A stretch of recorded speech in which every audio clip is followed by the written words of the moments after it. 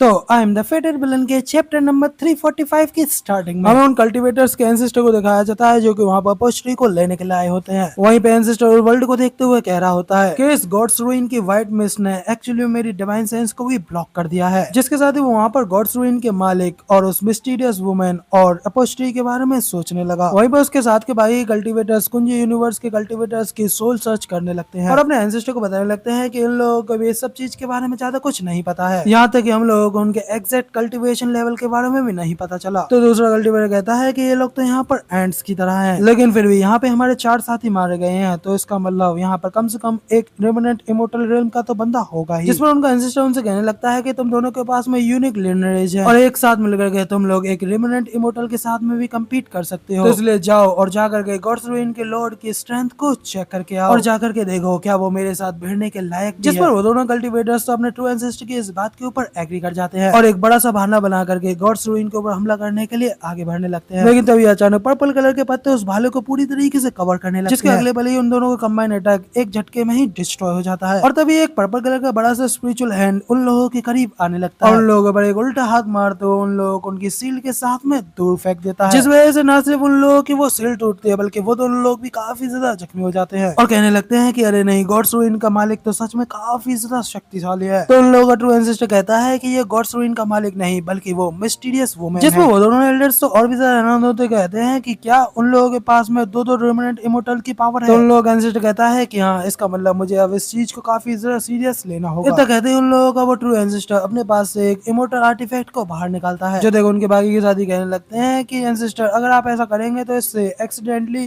Postgre भी damage हो जाएगा। तो एंसेस्टर कहता है कि इतने समय हमारे पास में टाइम की बहुत ज्यादा कमी है, क्योंकि अगर बाकी के कल्टीवेटर्स यहाँ पे आ गए तो हमारे लिए इस अपॉर्चुनिटी को पाना काफी ज्यादा मुश्किल हो जाएगा। वहीं पे एम्पर हुआंग तो ये देखकर काफी ज्यादा गुस्सा हो जाती है कि उनके लोगों को इस तरीके से पकड़ लिया। तो टायो कहती है कि शायद से जिस रूट से इंट्रूडर्स यहाँ पर आ रहे थे ये लोग भी वहाँ पर उन लोगों के सामने पड़ गए, जिसके अगले ही पल टायो का चेहरा वहाँ पर सामने की ओर देख कर काफी ज्यादा खौफ में आ जाता है, क्योंकि ट्रू एंसेस्टर ने यहाँ पर अपने इमोर्टल आर्टिफैक्ट के साथ में सीधा उन लोगों के ऊपर हमला कर दिया होता है। जबकि एम्पर हुआंग उस आर्टिफैक्ट की पावर को देखकर घबराते हुए कहती है कि आखिर ये किस तरीके का डिस्ट्रक्शन करने वाला वेपन है, जिस पर टायो उसे बताती है कि ये एक इमोर्टल आर्टिफैक्ट है और तुम ज्यादा चिंता मत करो, मैं इसे संभाल लूंगी। इतना कहकर वो आगे बढ़ने ही लगती है कि तभी गोचन उसे पीछे से रोकते हुए कहता है कि नहीं, इसकी कोई जरूरत नहीं है, इसे मेरे ऊपर छोड़ दो क्योंकि मेरा ये क्लोन इस सब को संभालने के लिए काफी है। जिसके साथ ही गोचन वहाँ पर हेवनली डाउ इनकार्नेशन मास्टर से बने क्लोन को बाहर निकालता है, जो कि जैसे ही वहाँ पर सभी के सामने आता है तो उन लोगों का ट्रू एंसेस्टर भी उसे देखकर काफी ज्यादा घबरा जाता है। लेकिन तभी वो क्लोन बड़ी तेजी से आगे बढ़ता है और अपना एक जबरदस्त पंच बनाते हुए उस इमोर्टल आर्टिफैक्ट में काफी ज्यादा जबरदस्त तरीके से दे मारता है, जिसकी पावर से वो आर्टिफैक्ट भी जोरों से कांप उठता है। तो तभी ये देख कर वो ट्रू एंसेस्टर भी जल्दी से अपने उस आर्टिफैक्ट को वापस बुला लेता है और कहने लगता है कि तुम्हारी फिजिकल बॉडी सच में काफी ज्यादा पावरफुल है, लेकिन सिर्फ एक क्लोन मुझे हराने के लिए काफी बिल्कुल नहीं है। वहीं पे वो क्लोन अपनी स्वॉर्ड निकाल कर फिर से ट्रू एंसेस्टर के ऊपर हमला करने के बड़ी तेजी से उनकी ओर आगे बढ़ने लगता है, जिसे देख एंसेस्टर कहता है कि मैंने तुमसे कहा ना कि ये सब कुछ यूजलेस है। मगर तभी गोचन वहाँ पर अपनी गॉड्स विल की पावर का इस्तेमाल करता है और उन सभी की पावर्स को वहाँ पर सील कर देता है, जिस वजह से वहाँ पे उनके ट्रू एंसेस्टर को भी काफी ज्यादा दबाव महसूस होने लगता है। जबकि उसके बाकी के साथी भी स्टन होकर घबराते हुए कहते हैं कि ऐसा लग रहा है जैसे कि हमारी पावर्स को सप्रेस किया जा रहा है। एल्डर भी कहता है कि हाँ, लगता है कि किसी ने इस वर्ल्ड की विल को रिफाइन कर लिया है। जबकि अगले ही पल वो क्लोन अपनी स्वॉर्ड के साथ में एक झटके में ही उस एंसेस्टर की मुंडी को उड़ा देता है। इस पर एम्पर हुआंग भी हैरान होते हुए कहते हैं कि क्या बस इतना ही, क्या सब कुछ ठीक हो गया, क्या इस तरीके की फिगर इस तरीके से मारी गई। तो टायाओ कहती है कि नहीं, एक रेमिनेंट इमोर्टल स्पेशली जिसके के पास में एक इमोर्टल आर्टिफैक्ट हो वो इतनी आसानी से नहीं मारा जाता। वहीं पे इसी के साथ में उस ट्रू एंसेस्टर को दिखाया जाता है जिसकी कटी हुई मुंडी फिर से जुड़ने लगती है और वो कहने लगता है कि इतनी सालों में ये पहली बार है जिसने कि मेरे सर के साथ में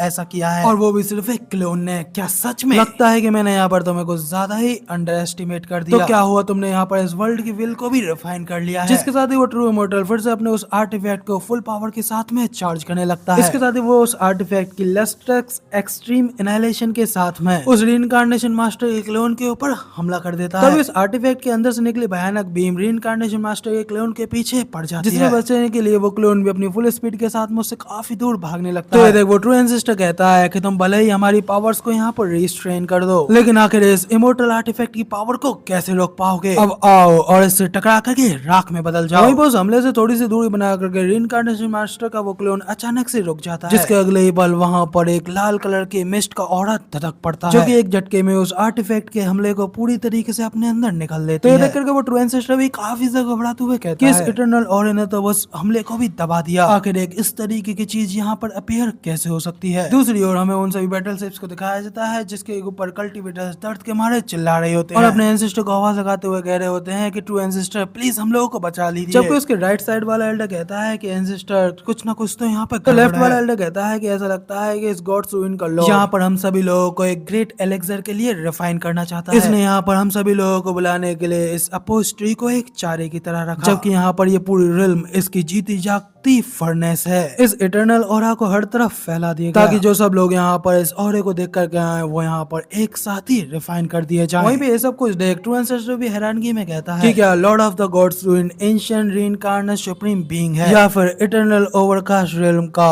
ओरिजिन एंशिएंट एंसेस्टर। वहीं पे गॉड्स रूइन के अंदर से गोचन भी उसकी बात सुन उससे कहता है कि क्या तुम्हारे लिए अब ये सब कुछ मैटर भी करता है कि आखिर मैं कौन हूँ। क्योंकि जो मैटर करता है वो ये है कि तुम लोगों के पास में इस अपोज ट्री के डाउ फ्रूट को पाने का कोई राइट नहीं है। वहीं पे गोचन की आवाज सुनकर ट्रू एंसेस्टर उसके ऊपर हमला करने के लिए आगे जाते हुए अपने लोगों से कहता जाता है कि मैंने इस चोर को ढूंढ लिया है, जल्दी से इस फॉर्मेशन किंग को पहले खत्म करते हैं, जिसके बाद ये आई फायर फॉर्मेशन भी टूट जाएगी। वो बंदा ठीक है इस व्हाइट मिस्ट के पीछे है, जल्दी से इस लीड को फॉलो करते हुए मेरे पीछे आओ, इमोर्टल आर्टिफैक्ट हमारे हाथ में है, इसके साथ हम लोगों से बड़ी आसानी से हरा देंगे, इसके साथ ही हमारे ऊपर पड़ रहा ये संकट भी पूरी तरीके से खत्म हो जाएगा। वहीं पे इसी के साथ में वो तीनों लोग बड़ी तेजी से उसी रास्ते पर चले जा रहे होते हैं, लेकिन उन तीनों को बिल्कुल भी पता नहीं होता है कि वो वहाँ पर गोचन के जाल में ही फंस गए होते हैं। गोचन ने ऑलरेडी उन लोगों के लिए अपनी बाटली को बाहर निकाल लिया होता है जो कि उन तीनों को अपने अंदर निगल लेती है, जिसके साथ ही फिर गोचन बड़े ही आराम के साथ में अपनी बोतली को वापस बुला लेता है और कहने लगता है कि अफसोस की बात इस बैच में तो सिर्फ 2-3 ही बड़ी मछलियां मिली जो कि यहाँ पर सिर्फ मेरे दांतों में ही फंस के रह जाएंगी, लेकिन खैर छोड़ो अभी और भी ज्यादा मौके। जब भी बाटली के अंदर गए वो लोग वहाँ पर गोचन से बाहर निकालने के लिए कह रहे होते हैं, जो सब कुछ देख करके एम्पर हुआंग तो काफी ज्यादा शॉक रह जाती है। तो टायो उससे कहती है कि तुम्हारा अभी नर्वस होना नॉर्मल है, एक दो बार अगर ऐसी चीजें देखोगी तो तुम्हें इस सब चीज की आदत पड़ जाएगी। वहीं पर उसके कुछ ही देर बाद रेमनेंट इमोर्टल के और भी कई सारे लोग वहाँ पर पहुंच जाते हैं, जहाँ पे कि माओयुनजी उस जगह को देखते हुए कहता है कि इस यूनिवर्स में जरूर कुछ न कुछ तो गड़बड़ है, ऐसा लग रहा है कि जो कोई भी लोग यहाँ पर हमसे पहले आए थे वो यहीं पे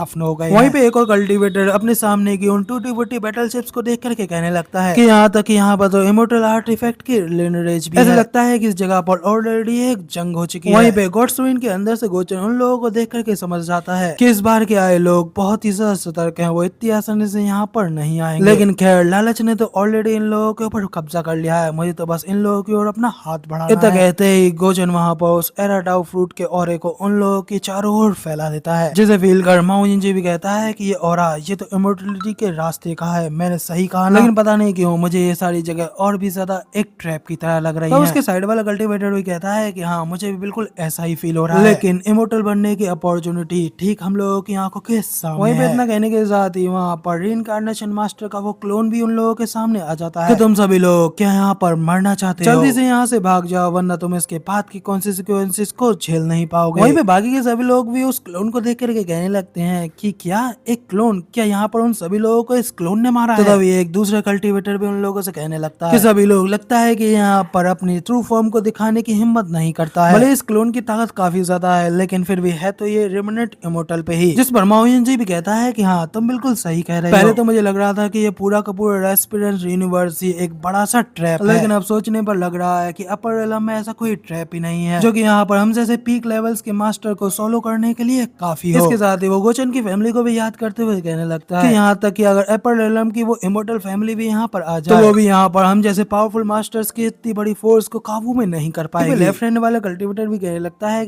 कि ये सारी चीजें यहाँ पर हम लोगों को डराने के लिए रची गई है। चौके वाला एल्डर भी कहने लगता है कि हाँ ये बिल्कुल सही कह रहा है, लगता है कि वो बंदा यहाँ पर हमें हरा नहीं सकता, इसलिए वो यहाँ पर सिर्फ हमें डरा करके भगाना चाहता है ताकि वो डाउ फ्रूट और उस इमोर्टलिटी के रास्ते को खुद के लिए रख सके। तो वो दूसरा वाला कल्टिवेटर बड़ी सी स्माइल करके अपनी पावर्स को अनलीश करते हुए कहने लगता है कि इमोर्टलिटी का रास्ता ठीक हमारी आंखों के सामने है, इसलिए अब अगर हम लोग इस चांस को मिस करते हैं तो हमारे पास में वापस जाने के लिए कुछ भी नहीं रह जाएगा। अगर इसमें तुम्हें डर भी लग रहा है तो पहले मैं जा करके वहाँ पे चेक करता हूँ, फिर चाहे इसके लिए मुझे मरना ही क्यों ना पड़े। जिसके साथ ही वहाँ पर वो सभी लोग एक साथ रीइंकार्नेशन मास्टर के क्लोन के ऊपर हमला करने के लिए आगे बढ़ जाते हैं। जो सब कुछ देख रहे गोचन भी कहने लगता है कि जब मैंने अपर रेलम को इन सभी लोगों को अंदर बुलाने के लिए गेट खोला रखा तो ये सभी लोग यहाँ पर अंदर आने में हेजिटेट करने लगे, लेकिन जब मैंने इन लोगों को यहाँ पर रोकने के लिए किसी को भेज दिया तो ये लोग सबसे ज्यादा बेचैन होकर के खुद ही आगे दौड़ पड़े।